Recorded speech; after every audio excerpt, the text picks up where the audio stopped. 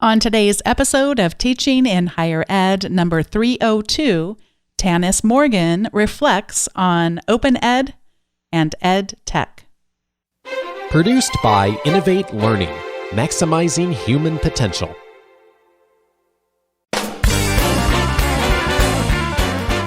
Hello and welcome to this episode of Teaching in Higher Ed. I'm Bonnie Stahoviak, and this is the space where we explore the art and science of being more effective at facilitating learning. We also share ways to improve our productivity so we can have more peace in our lives and be more present for our students.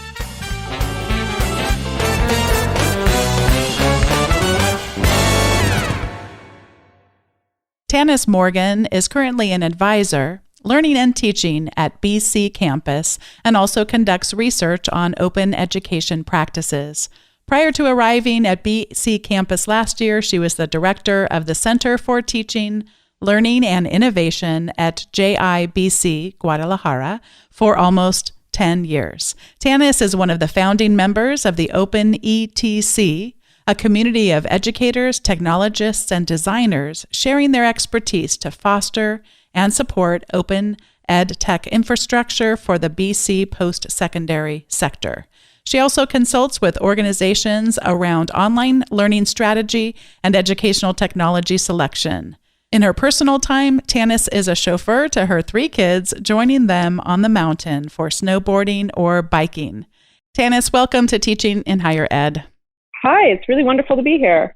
I had fun browsing your website and your blog, and one of the things that quickly caught my eye was a tag that said 2-minute tools. And this sounds right up my alley. So I clicked on it, and it was things that you had not blogged about in more than 10 years. And I quickly saw that 2-minute tools were tools and are tools that need to take less than 2 minutes to set up a login and account and then to learn. And my first question for you, I'm so glad I get to ask you, is do we today have any 2-minute tools that still exist in your mind?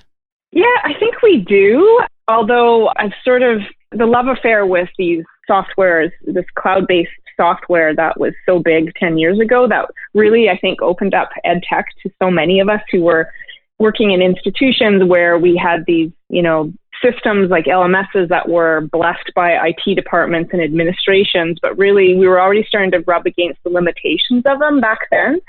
So when a lot of these new tools kind of started showing up on the internet that really just required you to log in and start using, back in the days before surveillance and data capitalization or whatever we call it these days, where companies are just harvesting our data incessantly. I mean, those were the great days for trying out lots of new tools, and they were really easily accessible and they were at our fingertips. So I remember being really excited by that. And part of the reason for going down that whole path was I really wanted to share them with faculty. I was in a faculty development type of a role, also doing some online distance education stuff. And I just thought, it really offered a lot of, opportunity to do different things with technology. And a lot of those tools were just really simple to get going and up and running, and they didn't require a support ticket or a request to the IT department. So they just felt more accessible. I love that experience, whether it's for myself or whether you get to see others experience it, where there's just this utter delight. And having someone learn how to subscribe to a podcast isn't quite the same thing, but I did about 6 months ago get to meet with a group of nursing faculty from the Middle East who had come over, and coincidentally, none of them had heard of podcasts, but they all had phones that already had a podcast app on it. They just hadn't heard of podcasts and didn't know that they had an app. And so to watch their faces light up when they realized this universe that opened up to them, and since the app was already there, they didn't have to create an account, they didn't have to set it up. All they had to do was search for things or even just browse. That's so fun. And yet so much of the time, you can't do that even if it seems easy. Like, I suppose if I think about Twitter, I think it's it's been a while since I set up an account, but it's relatively easy to set up an account. But then there's all these things where you'd want people to be aware, like you were saying with the surveillance and privacy and all that. Like even if it is easy, it may not be as easy as it seems because of these ethical complications or these risks that we're taking without even being informed of them. Yeah, it's sort of like having the gloss just sort of disappear, right? Because I still come across really interesting tools, but now in the back of my mind, I'm like, well, what's the real model behind this? Like, this is a tool that will allow me to do X, but really behind the scenes, it's really about facial recognition or something like that. So I guess it's sort of, there's this whole layer of skepticism and that goes into it. That sort of is, it's sort of like realizing that Santa Claus doesn't exist.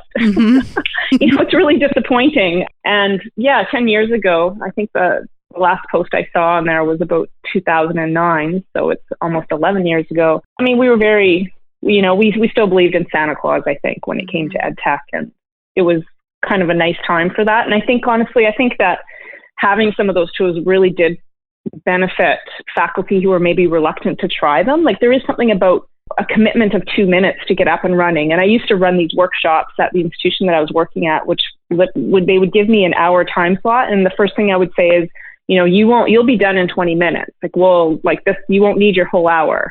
We'll do these 2 tools. And in 20 minutes, you will know how to use these 2 tools and be able to go away and start playing with them and, think about how you could use them. And that was, honestly, it was kind of an effective message because faculty had been so accustomed to, carving out these blocks of time to go schlep to some building, to go have someone sit them in a lab and teach them some stuff. And the experience just wasn't fun, right? And of course, faculty don't have buckets of time to invest in things. So there was, there's also this piece about it was so low risk. I mean, what did you really have to lose? You weren't going to break the internet by trying these tools out. And I think at the time there was always that kind of fear of, what if I break something? What if I break this computer in this lab? So I don't know. It was an interesting convergence of things. Mm-hmm. But yeah, I don't think we're there anymore. I think we've moved on. A couple times a year, I wind up teaching a group of people who I'm certainly not going to classify them all this way, but definitely a theme is people that have a fear of using technology and specifically educational technology. And let me just share my wisdom, which comes from having to learn this over and over again. It doesn't help to just tell people not to be afraid. Like, they're there. Don't be afraid, or don't be angry at me because I'm the person teaching this class. But of course, what can be helpful, I've found, is to show a video, and they have so many of these, but a video of a child who's, in this particular case, the recent one I used, she was going from an iPhone to an iPad, and then just getting to watch her see what was different about the iPad and just watch it all come across and seeing the curiosity of her as a learner and playing. And so that's been really helpful for me to then say, what did you notice about her? And then what does that tell you about yourself as a learner? Because that really, we need these 2-minute tools, I think, today, just to encourage that playfulness and to have people get that delight. And yet so much of it today feels very cumbersome to try to set things up. And then there's a new language to learn. And then there's new, things to think about that, many people have not conceived of. Yeah. And I remember feeling, I guess, the burst of excitement again when I discovered apps for the phone and for the iPad. There was something about that felt very 2-minute tool as well, mm-hmm. that I really enjoyed. And again, it was sort of that whole idea of you have to set up an account and log in and do your authentication through your email. And that's, a little bit of a barrier, but it kind of brought some fun back to the experience again, I found. And I think the thing I really liked about mobile apps is 2-minute tools was that they weren't like everything in the kitchen sink. They were they did 1 or 2 things really well. And I think that's the key thing about 2-minute tools too, is that you don't need something that does everything. A lot of times a really just a focused tool that just does 1 or 2 things is really all you need. And the rest is just a distraction. We're going to look today at 3 broad categories. We're going to look at some advice, guidance, thoughts that you have for us as individuals. And we sort of already touched a little bit on that. And then also at the institutional level. And then finally at the community level. And community could mean around the world or could mean a local example. So let's start off with individuals. What advice do you have for those of us who are hesitant, who are experiencing these feelings of fear that we've been talking about? I think it's important to approach things as fun. I think there's a piece about it that maybe needs to be less serious, I guess. And maybe that's a good approach to have, that I really enjoy experimenting with things and trying new things. And I know that's not for everybody, but I mean, at the end of the day, you can't break things really. And, it's not world peace. That's sort of something I go back to quite a bit. I think these barriers sometimes come from a lot of different places.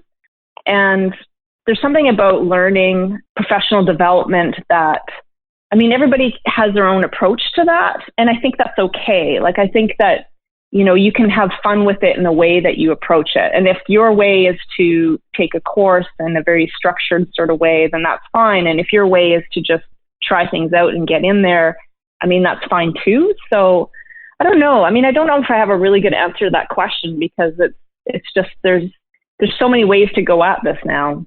I think your advice could apply to so many contexts. Just, we forget.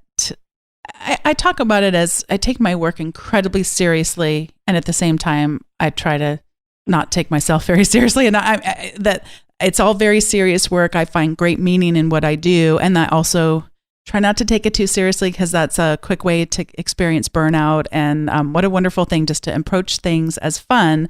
So there are some of us, whether we talk about open education, whether we talk about using educational technology, who are ready for a little bit more. On either side, is there advice that you have for us for if we're ready for our next step? I think one thing I've been thinking more of lately as individual development is unlearning. So getting into that, and maybe it's my age or something, but trying to get into that space of being so open to learning something that you're willing to unlearn.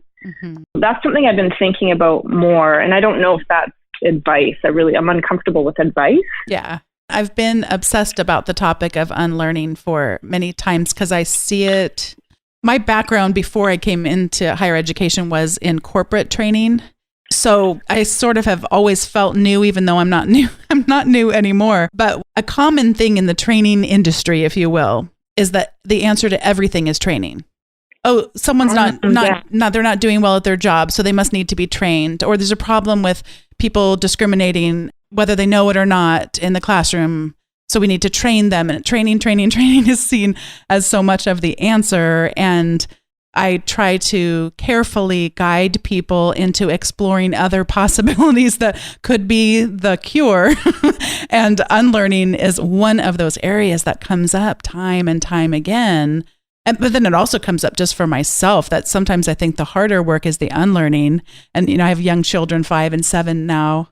I'm laughing because as of the time this podcast airs, they'll be 6 and 8. They will know everything by then. But you don't see them when you're around young people like that, you don't see them having to spend time on learning, except for this little 2-year-old I was talking about, or not, she wasn't 2, but going from the iPad to the iPhone and vice versa.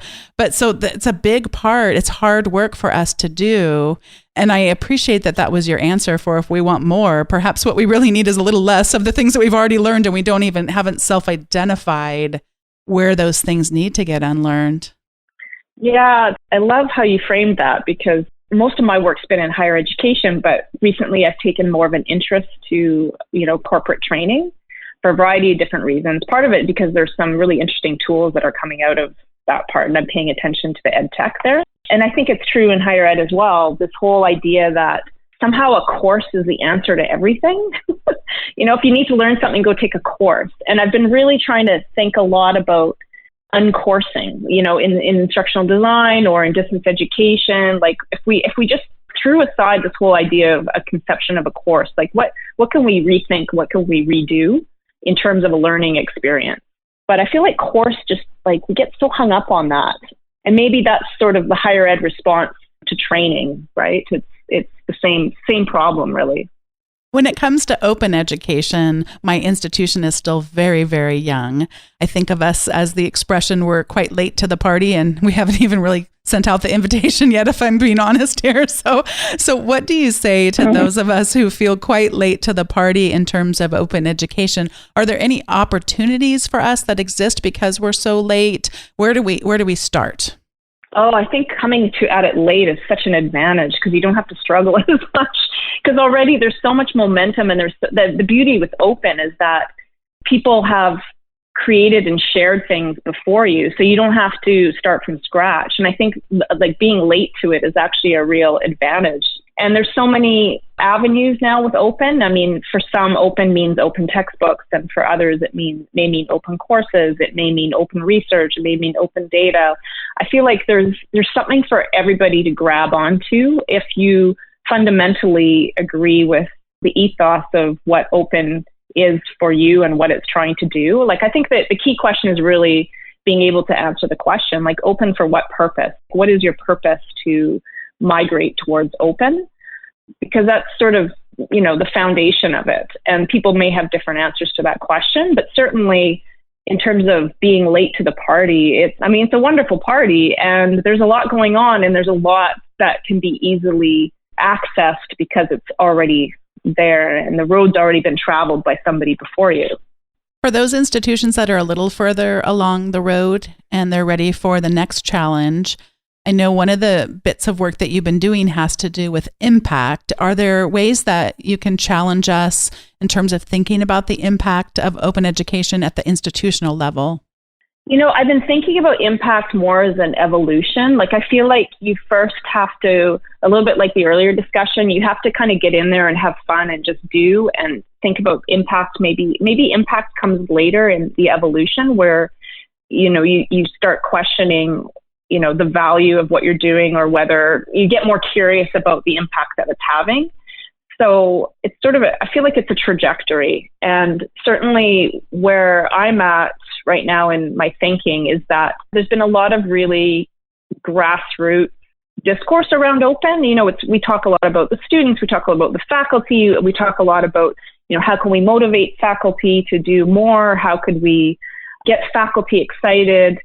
And I'm at this place where I want to ask questions about what the institution can do, because fundamentally we need to be able to support faculty. And, at some level, the grassroots runs its course, and the institutions at all levels, the institutions need to step up and step in. So that, I think, is also where, maybe impact comes in as well, once it starts getting to that level. You had mentioned earlier the encouragement that we don't have to start from scratch. There are so many open textbooks, so many open courses, open research, open data. Is there a place that you would recommend that we go visit that's starting to have these conversations around what institutions can do? One of the biggest problems with open, and I'm sure you've had other guests say this, is just finding it. So the places to go are really the network of people. I think being part of the network and being in the community is really the best place to go, because it's not like everything is just laid out in one or two nice places on the internet. It's actually quite challenging to surface some of these things. And there's so many initiatives that are happening, not only in North America, but, really around the world, also in languages other than English. So I think that's the big challenge of open. But I think the response to that is the network. And a lot of people, I think, would say that the open community is a really wonderful community and very giving and sharing. But of course, it's about finding that community. When you speak of the community, my husband has really had his strategy on Twitter. He chooses not to follow organizations. He follows people. And it's people that he trusts that will have that ability to, when they have things to share, they will have be thoughtful things to share or helpful things to share. That's kind of his philosophy. Do you have any thoughts or recommendations in terms of, do you tend to follow more people or more organizations or hashtags or a whole combination of them? You couldn't possibly say one helps you more than the other. Yeah, in terms of Twitter, I do rely on Twitter for my work in Open and EdTech.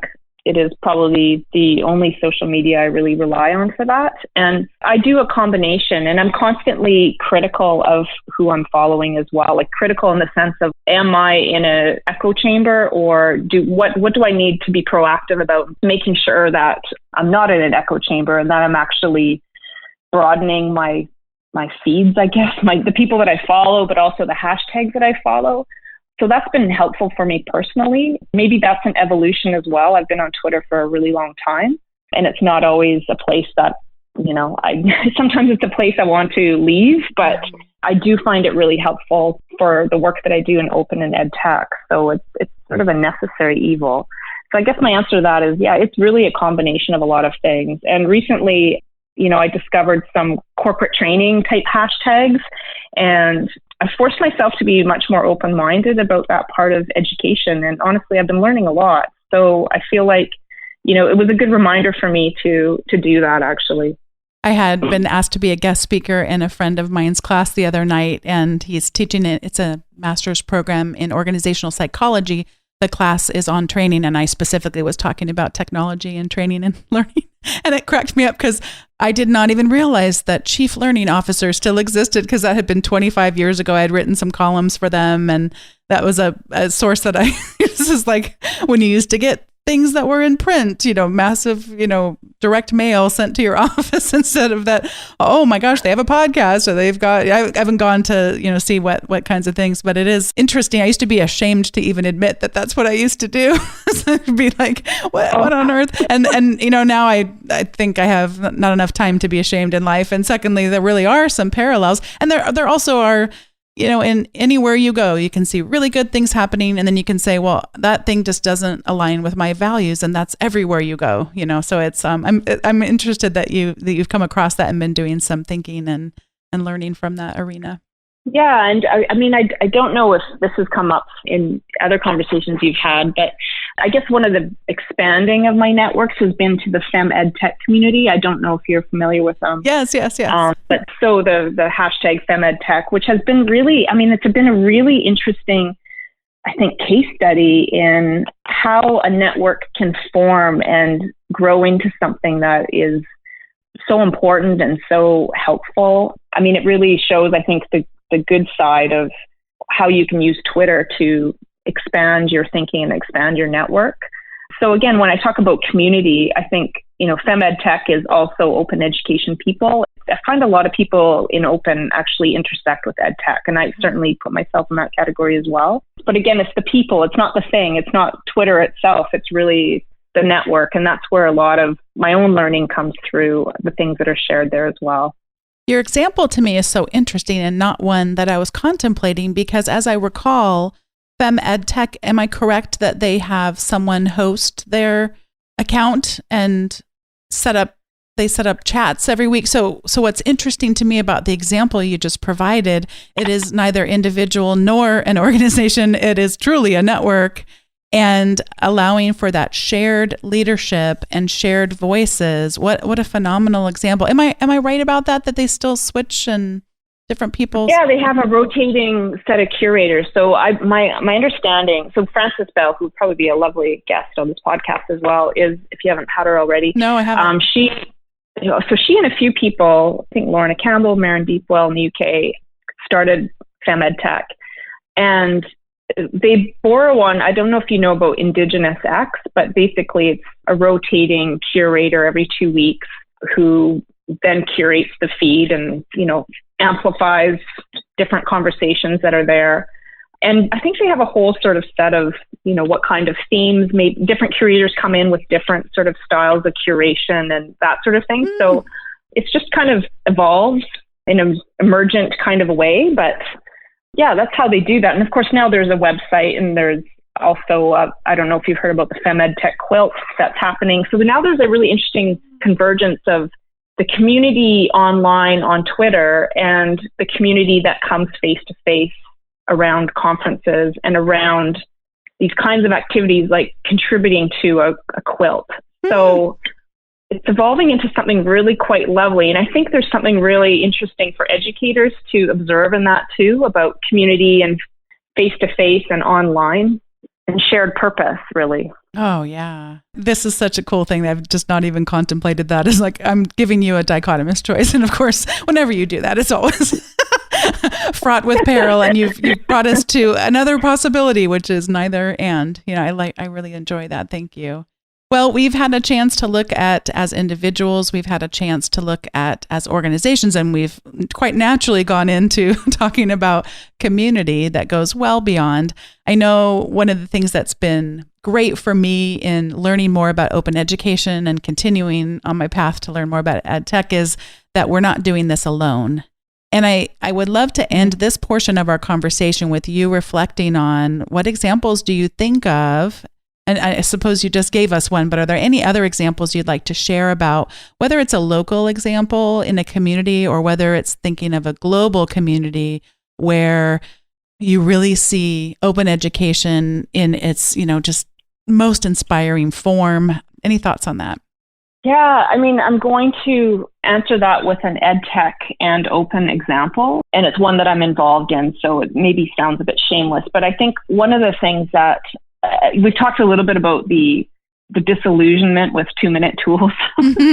So it's a bit of a segue to that, but one of the things some of my colleagues here at in BC, my other EdTech counterparts, and I started was something called the Open ETC, and I don't know if you've heard of it, but basically what it is it was a response to quite a few things. So one of them being that there's a lot of open source ed tech that never makes it into our institutions because we, for a variety of reasons, our institutions prefer to purchase tools and do RFPs that really, where you end up with vendors, and that's how you end up with the tools that you have. When there's often are open source equivalents, but also the whole idea of requesting some of these tools for faculty to sort of have that 2-minute tool experience, like to try it out, you can't break it, here you go, here's access to, Etherpad or whatever it might be. That usually requires a ticket to IT, somebody has to install it, they worry about who's going to babysit it, who's going to look after it.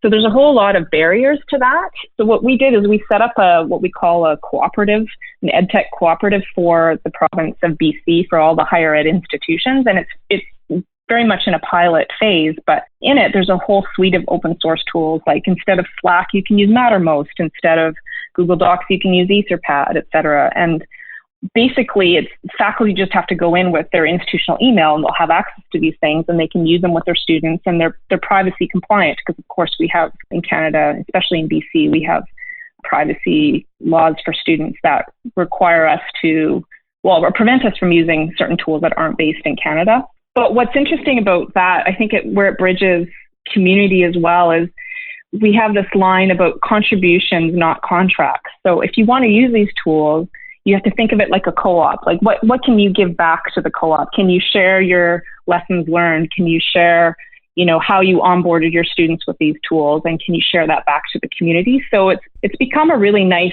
community place around shared open EdTech infrastructure.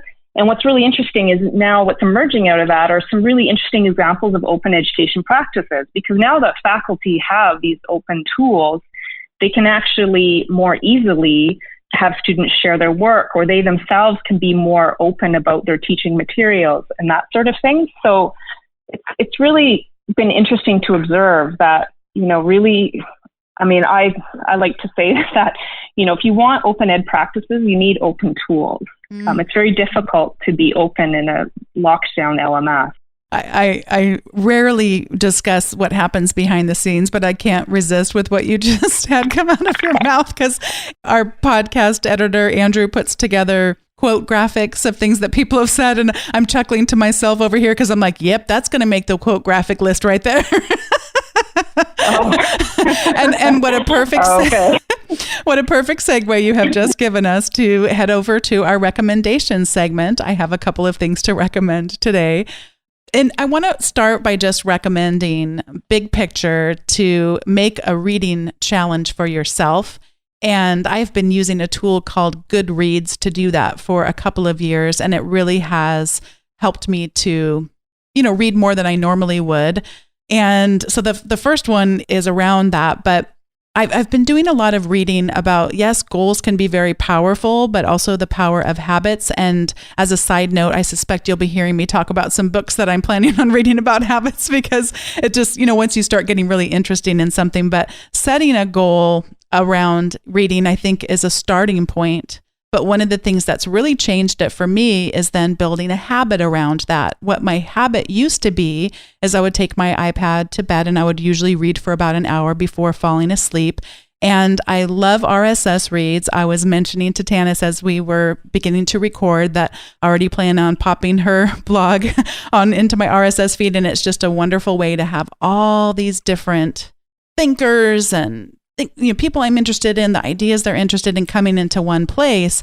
But I kind of, sometimes it's a little bit like candy for my brain because I am so stimulated by all these ideas and all these people and everything. And it sort of breaks my brain for being able to sit down and read a book that, goes on for 300 pages. It's just not, my brain hasn't quite, kept up its strength to be able to do that very well. So what I decided to do was build a habit of just taking my Kindle to bed. And when I say Kindle, there are, of course, two broad different types of Kindles or e-readers in general. So I don't mean one that's a tablet, because all I want it to be able to do is put a book in front of my eyes. I don't want to be tempted by the other things that are just a different type of reading. So my first recommendation is to make a reading challenge for yourself. And the second recommendation is to read on an e-reader. I read on a Kindle. You might have a different one that you enjoy, but I really have found these two things, both the goal setting and also then building a habit into it. And I'm certainly not saying this to brag, and I'm certainly not going to break world records, but I went from reading 24 books in 2019, and we are just wrapping up January as of this recording, and I've already read 12 books in January. Now, granted, I had started a few of them toward the end of the year and finished them, but still, even if you do the math, I'm clearly reading quite a bit more than I was, and I'm just having so much fun doing it. And I do feel like my brain is getting back to being able to both have the short form reading, the Twitter streams and the RSS and all that, and also the longer form reading, which is really important to continuing to expand our minds. So those are my two recommendations. And Tannis, I'll pass it over to you. Oh, I love those recommendations. I don't use Goodreads, but I actually do read on an iPad. And recently I've gone back to paper because part of the reason is my kids don't know that I'm reading. So they don't actually see me reading. And I feel like I needed to model reading to them. Yes. And I do notice that when we read real books, they are more likely to pick up their own books. Otherwise, they just think we're playing on our devices. Mm-hmm. So that's been something I've been more aware of. But also, it's interesting because I realized I just really enjoy the paper experience a little bit more. And maybe that's just because I grew up with it. But it's kind of nice to go back to it. I guess one of the things for me, I'm just trying to think about a recommendation, but obviously we're doing a podcast right now, but I've really, really discovered the pleasure of audio and podcasts, like just having content in your ears. I love the multitasking part of it that gives me. It makes mundane, like household chores, like so much more interesting. I love not having to look at something, like a video or whatever. I love having them, podcasts as I walk. Like it's actually kind of made my life healthier, which maybe sounds a bit weird, but I feel like I walk more because I have podcasts. And also the piece about it too is really, it's given me an opportunity to explore, getting back to learning again, learning that isn't courses. I follow a lot of podcasts that really are out of my area of interest or even comfort. And it's really expanded my learning, like just, giving the attention to things that you wouldn't normally be drawn to in terms of what you might pick up as a book or what you might spend your time on when you're on your computer. So that's been really good and interesting for me. So nothing really, everybody listens to podcasts now, so I'm not sure it's a real recommendation. It's not a hidden gem by any means, but I really like the effect that it's had on my well-being. You're reminding me so much. I've talked about this on the show, but I finished off the book called Range, and his point is all about this interdisciplinary thinking is what we would refer to it often in higher education, but just instead of only focusing and valuing so much the expertise and going deep, he says we haven't enough also valued the going wide. And just what podcasts, that's what you're describing, that podcasts and this audio content have allowed you to do, both to take it in unusual contexts that you wouldn't normally be able to take that kind of thing in, but also in getting to explore a lot of different areas and having that range as he describes it. That's really fun. I love that, what's possible there. Yeah. And there's something for everybody, right now with podcasts. So I think that's just pretty great. It really is. Well, Tannis, it's been such a pleasure to be connected with you. I'm so pleased that Clint Lalonde suggested you for the show, and I had a chance to talk with your colleagues and get some guidance on what to ask you. Oh, you're reminding me, actually. Dun, dun, dun. So I was told by your colleague, Amanda, that I should ask you about this, and I have until now forgotten to do it. So I'll end with an unexpected question. She says that you're an artist. and that you don't talk about it very much, but that I should have you tell me about being an artist, and perhaps we can close this way. Oh my goodness. I've discovered that there's a lot of artists in this world, in this field, actually, a lot of hidden artists. So that's been a delight too. Yeah, I've done a lot of different kind of art things. I actually have a textile arts diploma, which, is probably not very well known, but I've started painting a couple of years ago. And yeah, I have a lot of canvases in my closet, but for me, it really truly is the process. And I just very recently, I think, shared on my blog a couple paintings that I had painted, because I have been very secretive about it. I have the secret Instagram account, and I don't connect it to anybody that I know in my professional life. My real name isn't used. I'm very much hidden about it, maybe a little bit, I guess, embarrassed by it, because there's so many amazing Instagram artists out there and so many talented people. So I'm certainly don't put myself in that category, but it has actually reminded me of the process part of things, that, it's not the outcome, it's really the doing part. And that's been a good reminder as well. Thank you so much for ending us on that note, and just such a pleasure to be connected with you. And thank you for all this great, I know you don't want to call it advice, so I'm going to call it, I was trying to make a chicken analogy, because the website you were referring to earlier, the Open EdTech Collaborative, has chickens all over it. Free range EdTech. I'm like, I can't come up with an analogy that is going to match it. So I'm just going to say thank you for your time and your expertise and the inspiration you've given us today. Well, thank you. It's been a delight to be on this podcast and a real honor. So thank you so much for doing it. Thanks once again to Tannis Morgan for joining me on today's episode of Teaching in Higher Ed. If you'd like to explore the show notes, they'll be over at teachinginhighered.com/302. They also will show up in your podcast player, and you can access them right from within that app. Thanks so much for listening to today's episode. And if you have been listening for a while and have yet to rate it or review it in your preferred podcasting service, that's a great way of sharing with others about the show and expanding the community. I appreciate your listenership. It's been wild thinking about starting back in June of 2014 and how far we've come and how far we still have the potential to go. Thanks for being a part of the community, and I'll see you next time on Teaching in Higher Ed.